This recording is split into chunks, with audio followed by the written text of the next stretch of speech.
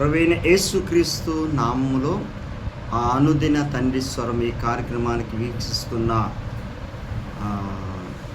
ఈ సిద్ధపాటి కూడికని, ఈ శనివారాన్ని, రేపు పునరుద్ధాన దినాన్ని సిద్ధపరిచినందుకు ఈరోజు దేవుని వాక్యము ధ్యానించుకుందాం. మత్తయి సువార్త 10వ అధ్యాయం. మత్తయి సువార్త 10వ అధ్యాయం 28వ వచనం చదువుకుందాం. మత్తయి సువార్త 10:28.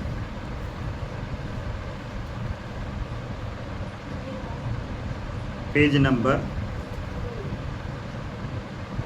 28వ వచనం.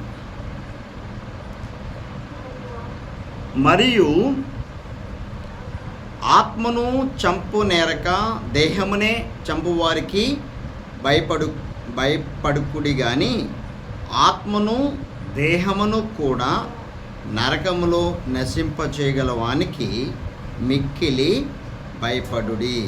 ఈరోజు దేవుని వాక్యము, మీరు ఎవరికి భయపడుతున్నారు? మీరు ఎవరికి భయపడుతున్నారు? ఈరోజు దేవుని వాక్యము సెలవిస్తుంది, ఎవరికి భయపడాలా?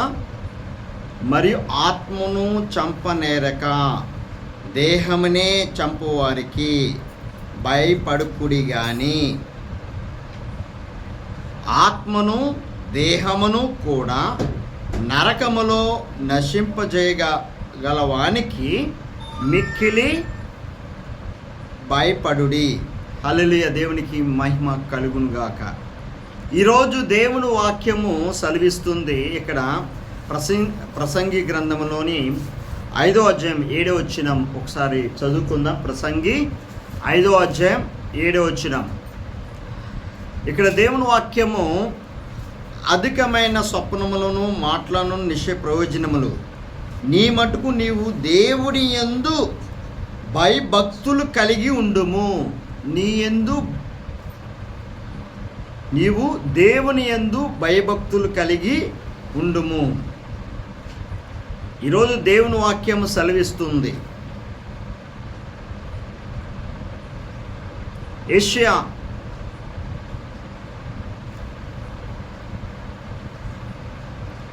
ఇక్కడ దేవుని వాక్యము మత్తయి సువార్త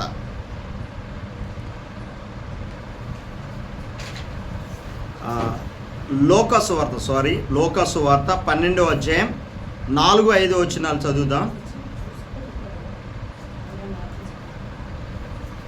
లోక సువార్త 12వ అధ్యాయం 4-5 వచనాలు చదువుకుందాం. నా స్నేహితులైన మీతో నేను చెప్పిందేమనగా, దేహమును చంపిన తర్వాత మరేమీ చేయనేరని వారికి భయపడుకుడి. ఎవనికి మీరు భయపడవలనో మీకు తెలియజేయుచుందును. చంపిన తర్వాత నరకములో పడద్రోయి శక్తిగల వానికి భయపడుడి. ఆయనకే భయపడవలనని మీతో చెప్పుచున్నాను. హల్లెలూయా. ఎవరికి భయపడాలా? ఈ శరీరముతో ఉండే ప్రాణము, దేహాన్ని చంపిన వారికి భయపడద్దు. దేహము, ఆత్మ, దేహము మీలో దేహమును చంపిన తర్వాత మీరేమి చేయనేరని వారికి భయపడుడి. ఎవనికి మీరు భయపడవలనో అంటే చంపిన తర్వాత నరకములో పడద్రోయి శక్తిగల వానికి భయపడుడి. ఆయనకే భయపడవలని మీతో చెప్తున్నాను. ఈరోజు పరిశుద్ధాత్మ దేవుడు అంటున్నాడు, ఈ శరీరముతో ఉన్న ఈ ప్రాణము ఎవరైనా తీసినా భయపడద్దు. కానీ ఈ ప్రాణము, దేహము అంటే ఈ రెండు నరకములో ఎవరైతే పడేస్తారో వాళ్ళకి, అంటే దేవుడికే భయపడాల. దేవుని యందు భయభక్తులు కలిగి ఈరోజు మన జీవితాల్లో ఒక వాక్యము సెలవిస్తుంది. ఇక్కడ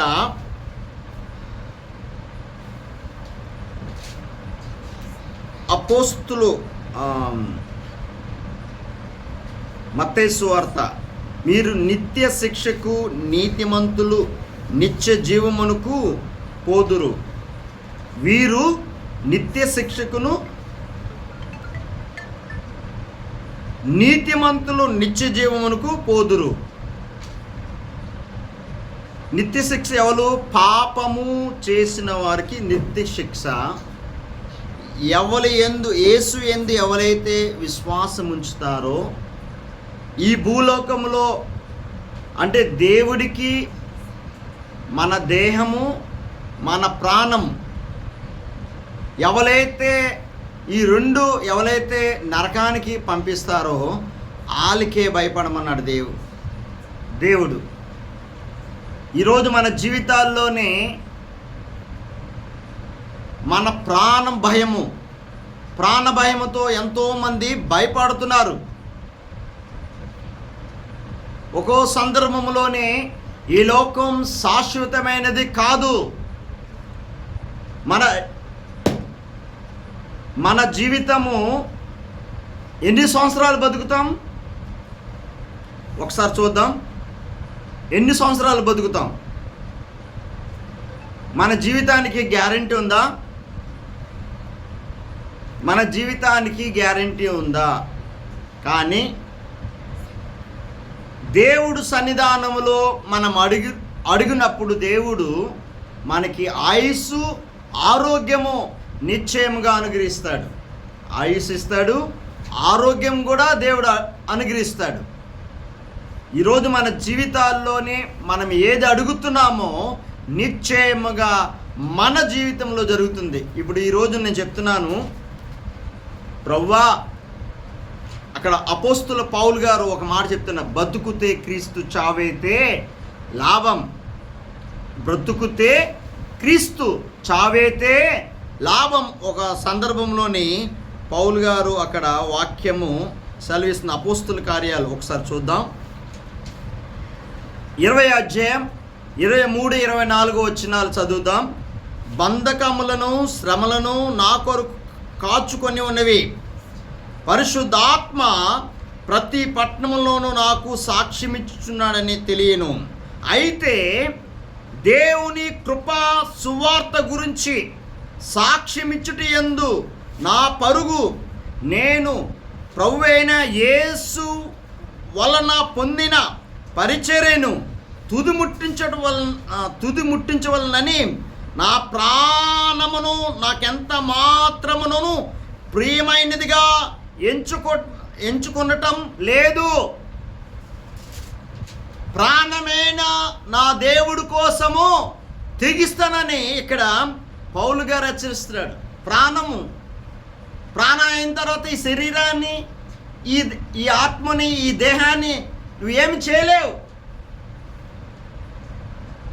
కానీ ఈ ప్రాణము దేహము ఎవరైతే నరకానికి వేస్తారో వాళ్ళకి భయపడమన్నాడు దేవుడు. అంటే కొంతమంది ప్రాణ భయము ఇదొక భయము. ఈరోజు నేను చెప్తున్నాను, ఒక వాక్యము సెలవిస్తుంది ఇక్కడ. ఎవరికి భయపడుతున్నావంటే, హల్లెలూయా, కాబట్టి మీరు వారికి భయపడుకుడి. మరుగేది ఏదియు బయలుపరచపడకపోదు, రహస్యమైనది ఏదియు తెలియబడకపోదు. ఇక్కడ దేవుని వాక్యం సెలవిస్తుంది. రోమీలికి రాసిన పత్రిక 8వ అధ్యాయం 35వ వచనం నుంచి చదువుతాను. క్రీస్తు ప్రేమ నుండి మనలను ఎడబాపు వాడెవడు? క్రీస్తు ప్రేమ నుండి ఎవరైనా ఎడబాయగలరా? ఇక్కడ దేవుని వాక్యం, శ్రమ అయినను, బాధ అయినను, హింస అయినను, కరువైనను, వస్త్రహీనత అయినను, ఉపద్రవమైనను ఖడ్గమైనను మనను ఎడబాపునా. ఇందును గురించి రాయబడిన దేమనగా, నిన్ను బట్టి దినమెల్ల మేము వధింపబడిన వారము, వధుకు సిద్ధమైన గొర్రెమని మేము ఎంచబడిన వారము. ఆయనను మనలను ప్రేమించిన వాని ద్వారా మనము వీటి అన్నిటిలో అత్యధికమైన విజయము పొందుచున్నాం. మరణమైనను, జీవమైనను, దేవదూతలైనను, ప్రధానులైనను, ఉన్నవి అయినా, రాబో అయిన అధికారులైనను, ఎత్తైన లోతైన సృష్టింపబడిన మరి ఏదైనా మన ప్రభువైన క్రీస్తు యేసు నందలి దేవుని ప్రేమ నుండి మనల్ని ఎడబాపు నెరవని రుడ్డిగా నమ్ముచున్నాను. శ్రమ అయినా, అవమానమైన, నిందలైన, మరణమైన దేనికి భయపడట్లేదు. క్రీస్తు ప్రేమ నుండి ఎవరు కూడా విడదీయలేరు. ఈరోజు మన జీవితాల్లో ఒక మాట చెప్తున్నాను, ఇక్కడ దేవుని వాక్యము సెలవిస్తుంది. ఎవరికి భయపడుతున్నారు? ఇక్కడ దేవుని వాక్యము ఇక్కడ లోకా సువార్తలో ఉంటుంది, చూపిస్తాను మీకు. హల్లెలూయా.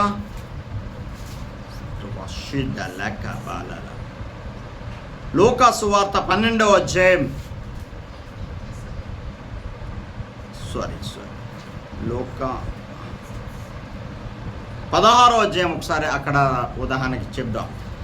లోకా సువార్త 16వ అధ్యాయం 22వ వచనం నుంచి 26వ వచనాలు చదువుతాను.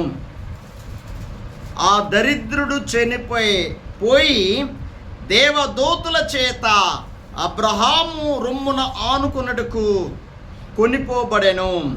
ధనవంతుడు కూడా చనిపోయి పాతి పెట్టబడెను. అప్పుడు అతడు పాతాళములో బాధపడుచు కన్నెత్తి దూరం నుండి అబ్రహాము అతని రొమ్ము ఆనుకునున్న లాజరును చూచి, తండ్రివైన అబ్రహామా, నా యందు కనికరం పడి తన వేలుకునను నీళ్లను ముంచి నా నాలుకలు చల్లార్చుటకు లాజరును పంపుము. నేను ఈ అగ్ని జ్వాలలో ఏతన పడుచున్నానని కేకలు వేసి చెప్పెను. అందుకు అబ్రహాము, కుమారుడా, నీవు నీ జీవిత కాలమంతా నీకిష్టమైనట్టు సుఖము అనుభవించితివి. అలాగునే లాజరు కష్టము అనుభవించినని జ్ఞాపకం చేసుకును.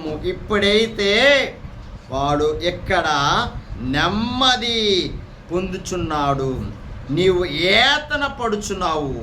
అంతేకాక ఇక్కడ నుండి మీ యొద్దకు దాటు గోరువారు దాటి ఓ జాలనుకున్నట్లు అక్కడి వారు మా యొద్ద దాటి రాకున్నట్లు మీకును మాకును మధ్య మహా అగాధం ఉంచబడి ఉందని చెప్పాను. ఇక్కడ లాజరును ధనవంతుడైన, ఇక్కడ మీరు గమనించాల, ఈ భూలోకంలోని ధనవంతులు చనిపోతే ఊరికి ఒక పేరు, గల్లీకి ఒక పేరు, ధనవంతుల పేర్లు ఉంటాయి. మీరు గమనించాల. అంటే ఈ భూలోకంలోని ధనవంతుల పేర్లు కనిపిస్తుంది, కానీ బైబిల్లోని ధనవంతుడు పేరు కనిపించట్లేదు.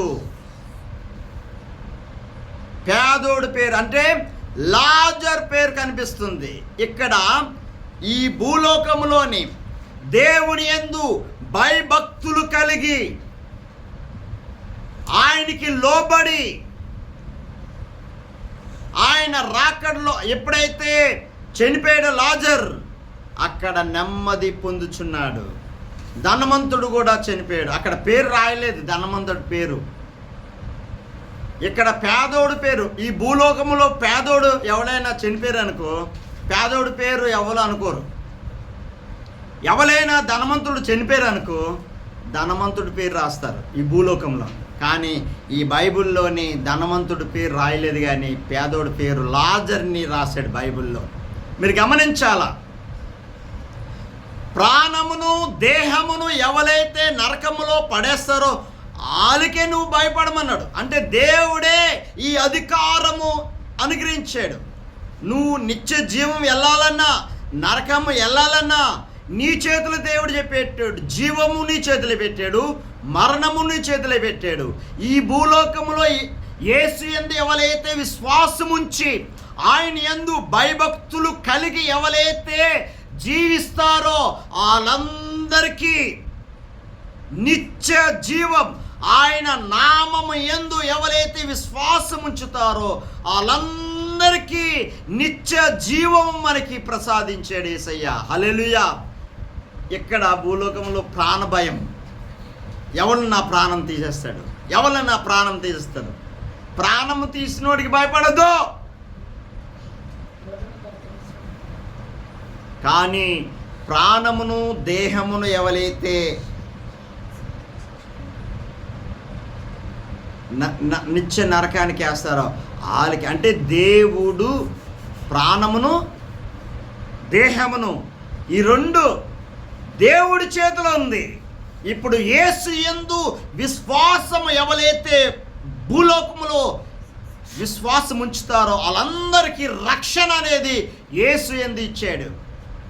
ఈరోజు నేను చెప్తున్నాను, ఈ రక్షణ భాగ్యం యేసు యందు ఎవరైతే, ఎంత ఘోర పాపివేని ఈరోజు నిన్ను పిలుస్తున్నాడు. ఏ స్థితిలో ఉన్న నువ్వు దేవుణ్ణి ఈరోజు నిన్ను పిలుస్తున్నాడు. ఏ స్థితిలో ఉన్న ఒకసారి జ్ఞాపకం చేసుకో.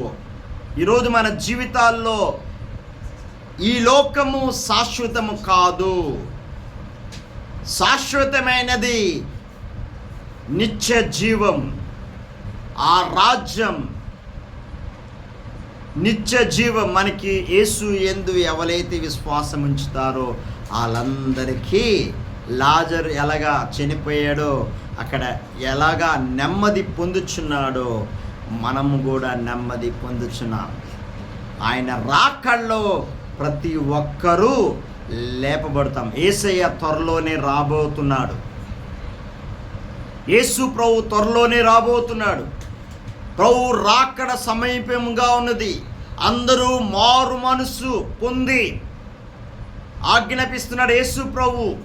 అందరూ మారు మనసు పొందాలనే యేసయ్య ఆజ్ఞాపిస్తున్నాడు.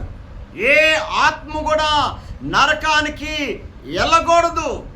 ఈరోజు ప్రభు యందు ఎవరైతే విశ్వాసము, భయము, భక్తి కలిగి ఉంటారో వాళ్ళకి నిత్య జీవము ప్రసాదిస్తున్నాడు.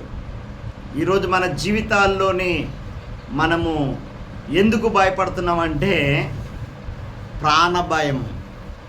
మనుషులకి ఏ భయం ఉంది?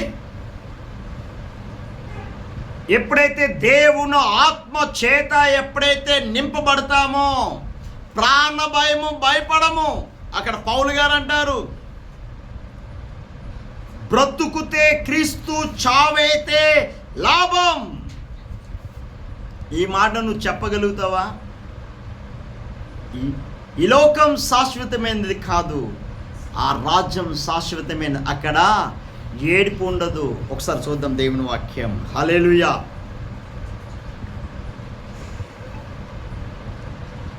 దేవునికి మహిమ కలుగునుగాక.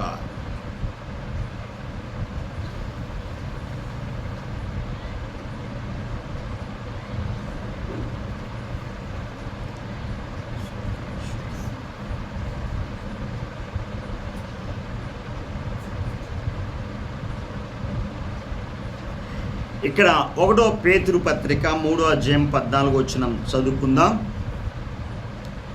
మీరు ఒకవేళ నీతి నిమిత్తము శ్రమ పడినను మీరు ధన్యులే. అంటే నువ్వు నీతిగా జీవిస్తున్నావా? దేవుని దృష్టిలో యథార్థంగా నువ్వు జీవిస్తున్నావా? నీతిగా జీవించే వారికి శ్రమ పడితే మనం ధన్యులమే. హల్లెలూయా. మత్తయి సువార్తలో ఒక మాట చెప్తుంది, 5వ అధ్యాయం, నా నిమిత్తము జనులు మిమ్మల్ని నిందించి హింసించి చెడ్డ మాటలు పలికినప్పుడు మీరు ధన్యులని వాక్యం సెలవిస్తుంది. అధైర్యపడద్దు. ఈ లోకములు వాటి మీద ఉన్నవారికి అందరికీ శ్రమ వస్తుంది. యేసయ్య కూడా శ్రమ వచ్చింది. హల్లెలూయా. శ్రమల ద్వారా అత్యుత్తమైన విజయాన్ని యేసుక్రీస్తు శ్రమల ద్వారా అత్యుత్తమైన విజయాన్ని మనకు అనుగ్రహించాడు. ఈ 40 దినాలు ఉపవాస ప్రార్థనలు, ఈ 40 దినాలు సిలువలో ధ్యానము చేస్తున్నారు. కరెక్ట్, మంచిదే, నేను కాదనట్లేదు. 40 దినాలే కాదు, ఉపవాసం ఉండడం మంచిదే, కానీ ఒక ఆచారముగా ఉండద్దు. ఒక ఆచారంగా ఉండదు. దేవుడు వాక్యం సెలవిస్తుంది, నేను 40 దినాలు ఉపవాసాలు ఉన్నాను, 41వ దినాన్న లోకానుసారంగా నువ్వు జీవించకూడదు. బ్రతుకుతే క్రీస్తు, చావైతే లాభం. ఉపవాసం ఉండడం మంచిదే. దేవుడికి మన శరీరం, మన ఆత్మ దేవుని కోసము సిద్ధపాటు కడగడం మంచిదే. అంటే మన ఆత్మీయ జీవితాన్ని, ఉపవాసం వలన మన ఆత్మీయ జీవితము ఎదుగుతుంది. అది మంచిది. నేను చెప్తున్నాను, దేవుని వాక్యము, ఒక వాక్యము చదివేటప్పుడు అంటే వారి బెదిరింపునకు భయపడుకుడి, కలవరపడుకుడి. ఎవరైనా నిన్ను చంపేస్తాను, నిన్ను బెదిరిస్తాను, నిన్ను చేస్తాను అంటారు కదా. శరీరమైన ప్రాణము కోసం భయపడద్దు. ఎందుకంటే ఈ ప్రాణం పోవచ్చు, కానీ ఈ ఆత్మ అనేది దేవుడు, ఈ దేహములో ఈ ఆత్మ అనేది మనం దేవుడి దగ్గరికి వెళ్తాం. హల్లెలూయా. ఇక్కడ కళ్ళు మూస్తే అక్కడ కళ్ళు తెరుస్తాం. హల్లెలూయా. ఈరోజు మన జీవితాల్లో ఒక చూద్దాం ఒకసారి. 2వ తెస్సలోనిక పత్రిక 1వ అధ్యాయం 8-10 వచనాలు చదువుదాం. 8-10. ఆ దినమున తన పరిశుద్ధుల యందు మహిమపరచబడుటకు విశ్వసించిన వారందరి యందు ప్రయాసించబడుటకు ప్రభువు వచ్చినప్పుడు అట్టివారు సముఖము నుండి ఆయన ప్రభావం యందలి మహిమ నుండి పారదోలబడి నిత్య నాశమునకు దండను పొందుదురు. ఎలయనగా మేము మీకిచ్చున్న సాక్ష్యము మీరు నమ్మితిరి. ఇక్కడ దేవుని వాక్యము సెలవిస్తుంది. హల్లెలూయా. దేవునికి స్తోత్రం.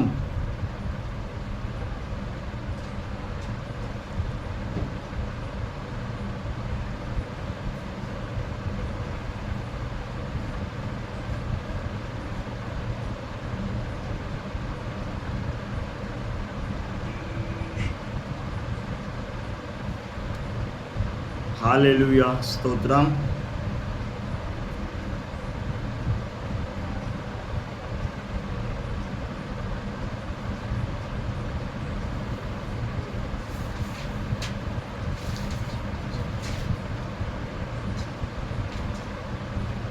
ప్రభు యందు ఎవరైతే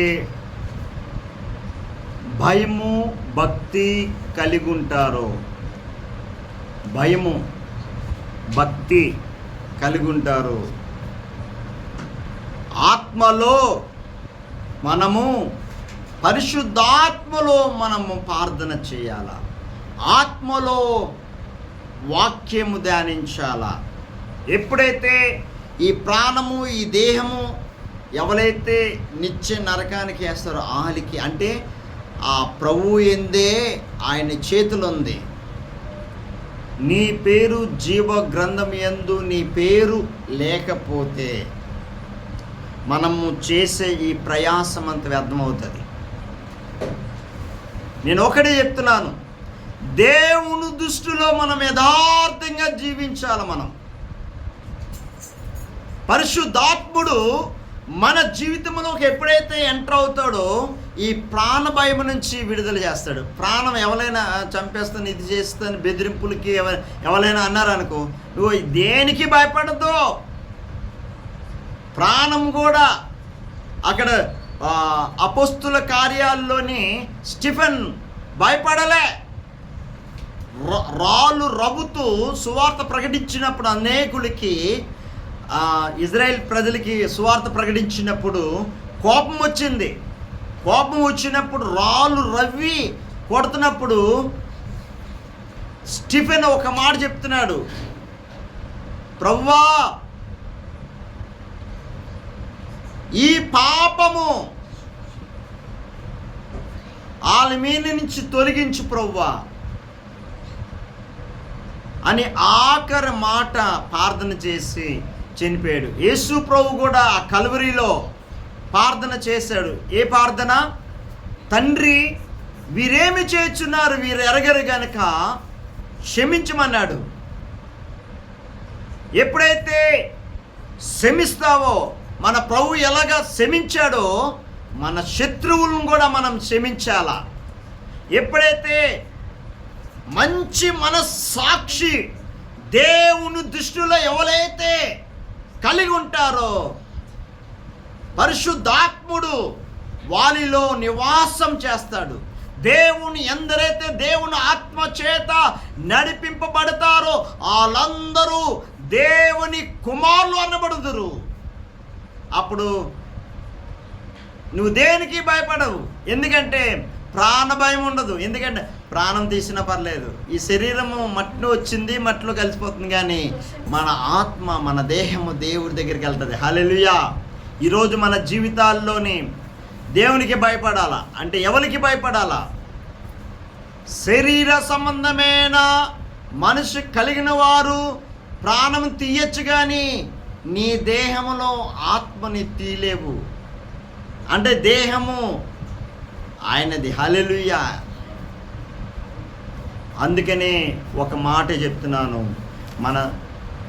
మనం సిద్ధపాటు కలిగలేకపోతే దేవుని దృష్టిలో ఈ రాకడ సమయంలో మనం సిద్ధపాటు కలిగలేకపోతే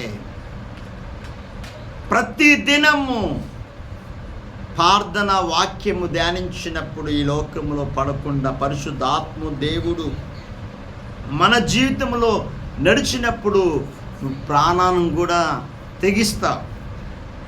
స్వార్థ నిమిత్తము, పరిచర్య నిమిత్తము ప్రాణం కూడా భయపడము. ఎందుకంటే ఈ ప్రాణం పోతుంది, కానీ మనలున్న ఆత్మ దేవుడి దగ్గర ఉంటుంది. ఆయన నిత్య జీవము మనకి ప్రసాదిస్తాడు. ఎందుకంటే ఈ లోకము శాశ్వతమైనది కాదు. కాబట్టి జీవిస్తే క్రీస్తు, చావైతే లాభం. పైన వాటినే నేను ఆలోచిస్తాను, కానీ భూ సంబంధమైన ఆలోచనలు ఎప్పుడైనా నీకు వచ్చాయనుకో, పరిశుద్ధాత్మ దేవుడు ఎప్పుడైతే నీలోని ఎంటర్ అవుతాడో పర సంబంధమైన ఆలోచనలు వస్తాయి, కానీ భూ సంబంధమైన ఆలోచనలు ఎప్పుడూ ఉండవు. ఎందుకంటే పర సంబంధమైన ఆలోచనలు ఎప్పుడు వస్తాయంటే దేవుని ఆత్మతో, పరిశుద్ధాత్మ శక్తితో ఎప్పుడైతే నువ్వు నింపబడతావో పర సంబంధమైన ఆలోచనలు వస్తాయి. ఎవరైనా నేను చంపేస్తానని భయపడవు. ఎందుకంటే ఈ శరీరం ఏదో ఒక రోజు మట్టిలో వచ్చింది, మట్టిలో కలిసిపోతుంది, కానీ ఈ ఆత్మ దేవుడి దగ్గర మళ్ళా దేవుడే తీసుకోవాలి. కాబట్టి నువ్వు దేనికి కూడా భయపడవు. మనలో ఉన్నవాడు, ఈ లోకములో ఉన్నవాడి కంటే గొప్పవాడు నజరేయుడైన యేసుక్రీస్తు. ప్రాణము దేహము ఎవరైతే నరకములో వేస్తారో వాళ్ళకి నువ్వు భయపడు. ఎందుకంటే ఆయనే సమస్తము అధికారం ఆయన చేతిలో ఉంది. ప్రాణం ఆయన చేతిలో ఉంది, దేహం ఆయన చేతిలో ఉంది. నరకానములో ఎవలేస్తారు?